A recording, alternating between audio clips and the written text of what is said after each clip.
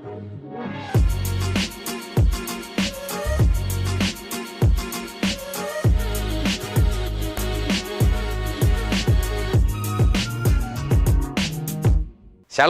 Bapak Ibu Saudara dikasihi Tuhan, bertemu kembali dalam seri mengelola keuangan. Kalau yang pertama, kita sudah bicara mengenai hidup tidak boleh konsumtif. Yang kedua, saya sudah bicarakan bagaimana kita berinvestasi dengan benar. Hari ini saya akan bicara soal hutang. Yang pertama sekali saya sudah katakan kalau bisa kita jangan berhutang. Ya, kenapa saya mau katakan demikian?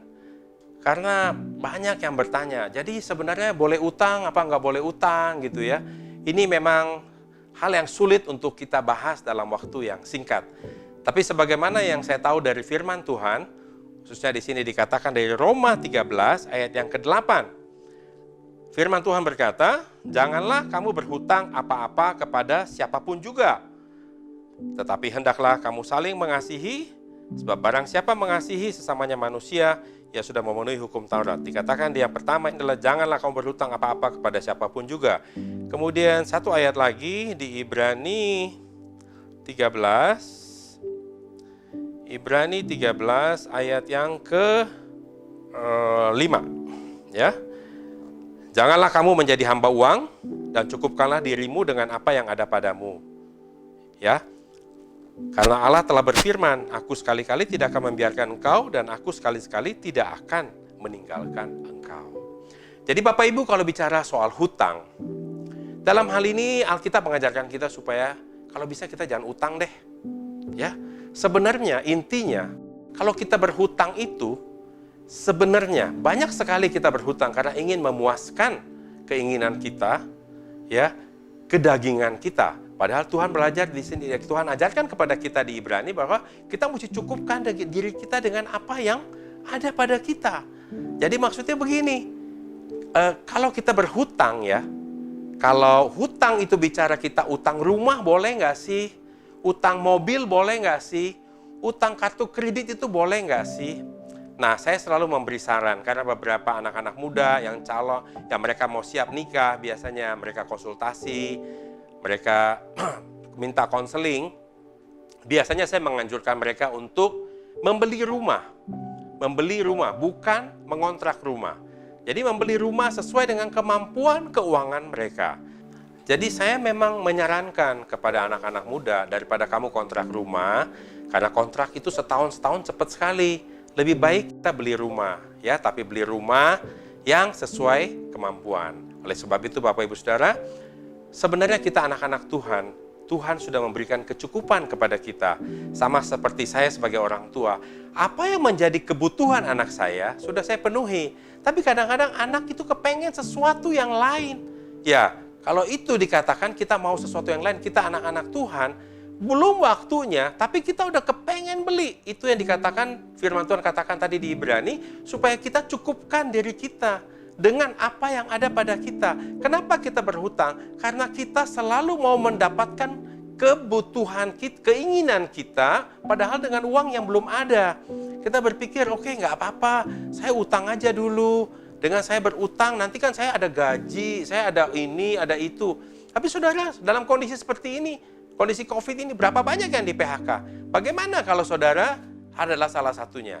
Jadi sangat menyedihkan kalau kita punya utang dan akhirnya kita harus terlibat hutang karena kita tidak bisa bayar. Dan kita harus menjual barang-barang yang kita benar-benar perlukan saat ini. Dan kalau saudara, kalau kita saat ini punya barang, kalau barang itu tidak yang liquid, kita mau jual juga nggak bisa dengan harga yang mahal. Mungkin dalam kondisi normal kita bisa jual dengan harga yang mahal. Jadi sebab itu saya, sebagaimanapun saya seorang pengusaha, saya selalu mengingatkan kepada teman-teman kita. Teman-teman pengusaha saya, banyak yang mereka berhutang. Banyak yang mereka bilang gini, Pak Hengki nggak mungkin lah, kita tuh bisnis bisa besar tanpa hutang.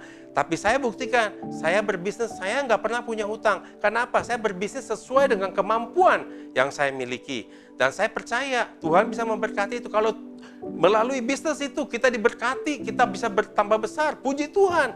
Kalau memang belum, kita jangan coba-coba. Bapak Ibu Saudara, di dalam kondisi COVID seperti ini, banyak sekali orang yang terlibat hutang dan mereka sekarang di dalam kesulitan karena mereka harus membayar hutang. Apalagi kalau saudara utang kartu kredit, didatangin debt collector, sangat menyusahkan. Bukan hanya nyusahin Bapak Ibu sendiri, menyusahkan keluarga, menyusahkan semua yang ada, Bapak Ibu Saudara. Oleh sebab itu, kita sebagai anak-anak Tuhan, bagaimana kita mengelola keuangan, kita belajar supaya kita tidak punya hutang. Kita mau berusahalah dengan modal apa yang sudah ada kepada kita. Jangan langsung kepengennya bisnisnya besar.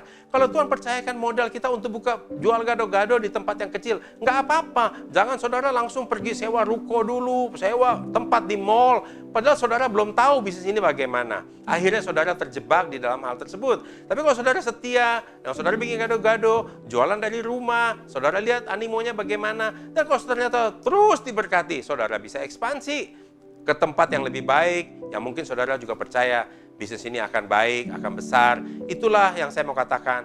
Jadi sebagai seorang businessman, saya mau katakan, utang itu memang kadang-kadang bisa, ya. Seperti saya, orang bilang, tapi Pak Hengki, kan sekarang bisa utang handphone 1 tahun, 12 bulan tanpa bunga, boleh nggak saya ambil itu? Nah, saya mau katakan, ini juga mesti lihat orangnya seperti apa. Kalau saya banyak membeli properti, saya memang selalu membeli properti yang, oke, boleh cicil 36 kali tanpa bunga. Saya mau daripada saya utang yang pakai bunga. Tetapi saya tahu saya punya kemampuan untuk saya bayar. Bukan dengan kemampuan yang saya ragu-ragu ada apa enggak. Tapi kemampuan saya ada. Tapi karena kamu mengizinkan saya menyicil, saya nyicil aja. Uangnya kan saya bisa taruh di bank, saya depositokan dulu. Jadi itu demikian, ini menjawabnya bisa yes, bisa no. Tergantung kepada Bapak Ibu sendiri bagaimana saudara disiplin di dalam mengatur keuangan. Pakai kartu kredit itu boleh apa enggak? Buat saya, karena saya disiplin di dalam mengatur keuangan saya oke. Tapi ada yang tidak bisa.